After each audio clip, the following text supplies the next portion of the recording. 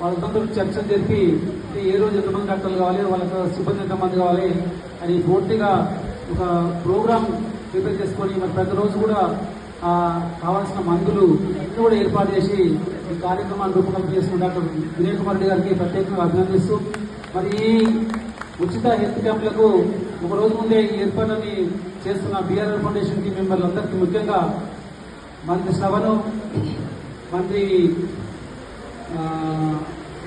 శ్రీను, రామరెడ్డి, సద్దాం వీళ్ళందరూ కూడా నాకు రాత్రి 1:30 వరకు కూడా ఈ ఫంక్షన్ హాల్లో ఏర్పాటు చేసి పోవడం జరుగుతుంది. మళ్ళీ 9 కూడా వాళ్ళు ఖచ్చితంగా మా కార్యక్రమంలో కావడం జరుగుతుంది. ఈ కార్యక్రమానికి ముఖ్యంగా దుర్గాంజల్లో ఒక 4 మెడికల్ క్యాంప్ పెడుతున్నప్పుడు దుర్గాంజల్లో మొట్టమొదటి నేను రాజరెడ్డిని సంప్రదించిన రోజే సాయంత్రము అసలు రాజు కంటే ముందే వారి రోజులు నాకు నిజంగా ఒకటే పాటలో పనిచేస్తాం కదా 10 సంవత్సరాల నుంచి. కానీ అంటే పేరు చూస్తే ఇద్దరు టీఆర్ఎస్ పార్టీ ఎదుర్కొన్నట్టు అనిపిస్తుంది, బీజేపీ కూడా అంతే. కానీ నా పేరు ఆయన పేరు నాకు తెలియదు.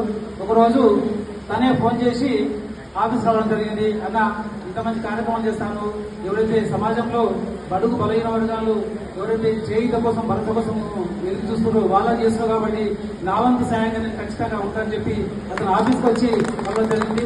నిజంగా నేను పిలవకపోయినా అతను వచ్చి ఇంత స్వచ్ఛందంగా కార్యక్రమాలకు మద్దతు చేయడాన్ని పూర్తిగా స్వాగతిస్తున్నాను. మరి ఈరోజు అతనే కాకుండా ఇంత సాయంత్రం నుంచి ఏర్పాటు చూసుకుంటూ పొద్దున కూడా 9 గంటలకే వచ్చి నాకు ఫోన్ చేయడం జరిగింది. నాకు ఇంకా ఎవరు వస్తుంది ఏం కదా అని చెప్పి అతను అందరూ కూడా టిఫిన్ చేయించిండు.